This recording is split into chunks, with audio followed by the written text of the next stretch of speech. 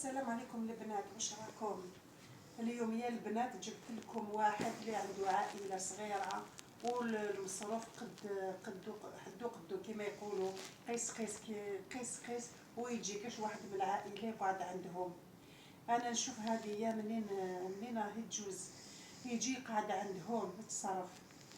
جيت ديجا قلقتهم في الراحه تاعهم، تعاونهم في المصروف، ماشي تروح تعاونهم في المصروف الشهري ولا مي كي تدخل من برا تجيب معاك حاجه، راك تداوك، راك ترقد لتما، تاكل لتما، تشرب لتما. كي تجي من برا شري معاك حاجه ديسير تاع واحد اللي عنده الولاد يجيب حاجه للدراري، ماشي هكذاك تروح ترقد عند الناس وانت لي مان فيد. حشومه والله، حشومه عليكم. تجيو تخلقوا العائله باكملها وانتم الجست صغير من عندكم ما ديروش.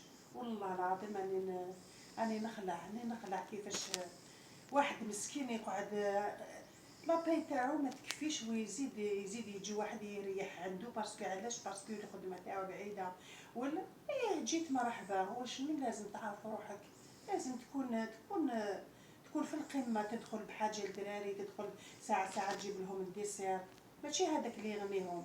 وبصح كي دير الجاس هذاك مليح ليك انت، يطلع يعطيك القيمه ليك، ماشي تجي تاكل في الماكله تاعهم ما على بالكش اسكو يكفيهم ولا ما يكفيهمش وانت تقعد تاكل معاهم كي شغل نورمال.